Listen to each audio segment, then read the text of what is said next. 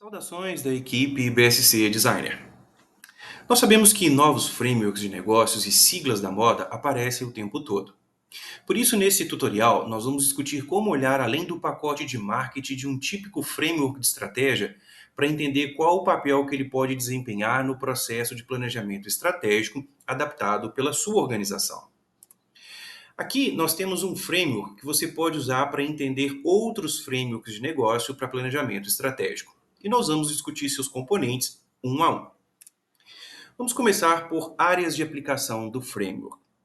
Quando nós falamos sobre disciplina de planejamento estratégico, na verdade nós falamos sobre três áreas: a análise e formulação de estratégia, ou de forma mais simples, ter ideias; a descrição da estratégia, que é colocar ideias no papel; e, último, a execução da estratégia, que é seguindo a estratégia previamente definida e acompanhando o progresso. Agora, qual é a área de aplicação do framework que você considera? Na descrição desse vídeo, você vai encontrar um link para uma tabela de comparação de frameworks, que vai responder essa pergunta para muitos frameworks populares de estratégia.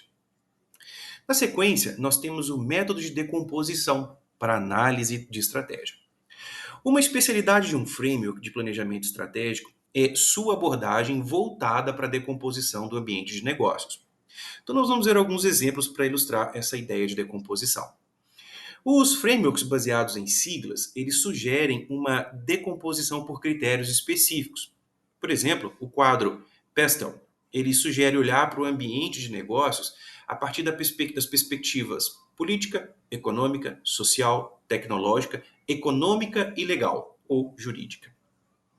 Agora, os frameworks matriciais, eles mudam a forma de apresentação, mas em essência eles sugerem os mesmos critérios fixos de decomposição. Por exemplo, a matriz 2x2 da análise SWOT é uma forma visualmente atraente de apresentar quatro critérios de decomposição. Alguns frameworks, como o Roshin-Kanri, Três Horizontes ou Agenda de Mudança Estratégica, eles usam a perspectiva temporal como base para a decomposição. Os frameworks de avaliação de risco e planejamento de cenários, eles já usam o efeito da incerteza como critério de decomposição. E um framework, ele pode considerar a estratégia como um conjunto de direcionadores e resultados. E é isso que nós fazemos com as perspectivas do framework Balance Scorecard. Então, entender os critérios de decomposição é uma pista para a adoção bem-sucedida do framework. Na sequência, nós temos a priorização de hipóteses estratégicas. A maioria dos frameworks estratégicos se concentra na área de análise estratégica do planejamento estratégico. Então, nós usamos para converter as ambições e desejos dos stakeholders numa hipótese estratégica ou num objetivo de alto nível. Para algumas estruturas, para alguns frameworks, o resultado final ele fica evidente. Por exemplo, as conclusões da análise PESTEL, elas podem ser facilmente convertidas em hipóteses estratégicas que podem ser ainda mais alinhadas com a estratégia existente e decompostas ainda em subobjetivos. Em alguns casos, nós precisamos priorizar as hipóteses resultantes e passá-las por um determinado filtro. Por exemplo, na SWOT, nós combinamos forças e oportunidades e convertemos fraquezas e ameaças em forças ou oportunidades. Já na análise Verrio, nós tentamos filtrar os resultados da decomposição para encontrar a capacidade mais promissora. E nas cinco forças, nós analisamos as forças motrizes da indústria e o seu impacto, formulando assim hipóteses estratégicas para as áreas de melhoria mais promissoras. Um típico framework de negócio, ele gera muitas ideias de melhoria e a priorização ajuda a focar nas hipóteses mais relevantes. Na sequência, nós temos os elementos fundamentais de descrição da estratégia.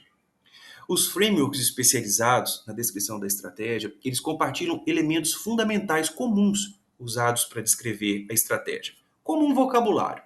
Então nós temos metas, que é o que nós queremos alcançar, KPIs, que é como nós medimos os esforços e resultados, e as iniciativas, que são os nossos planos de ação. Então, se você não encontrar esses termos nas diretrizes de um framework, provavelmente os autores eles fizeram alguma adaptação para destacar alguma ideia. Por exemplo, a ideia de definir as questões-chave de desempenho é uma ferramenta poderosa para evitar KPIs sem sentido, mas em essência, a ideia dos KPQs é definir adequadamente a lógica de uma meta de negócio. O framework OKR, por exemplo, ele sugere o uso de resultados-chave quantificados para os objetivos. E é exatamente disso que tratam os indicadores de resultado. Então, não se confunda com a nova terminologia. É muito provável que existem algumas analogias diretas com os três elementos fundamentais que são partilhados por todos os frameworks de descrição de estratégia. E, finalmente, nós temos o cascateamento. Para os frameworks de execução de estratégia, uma boa pergunta a ser feita é como a estratégia ela é compartilhada entre as equipes da organização. Normalmente, nós falamos sobre cascateamento baseado em objetivos de negócios, como no caso do Balance Scorecard ou o Hoshin Kanri. Agora, a compatibilidade entre os frameworks. Depois de nós entendermos a área de aplicação de um framework, seu método de decomposição e resultados, nós começamos a ver as peças que faltam no processo de planejamento estratégico.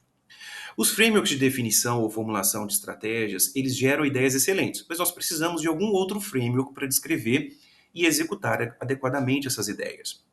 Então, frameworks de execução de estratégias como o Balance Scorecard, OKR ou Hoshin-Kanri são bons na descrição, alinhamento e execução de estratégias, mas eles precisam de uma parte de definição mais abrangente.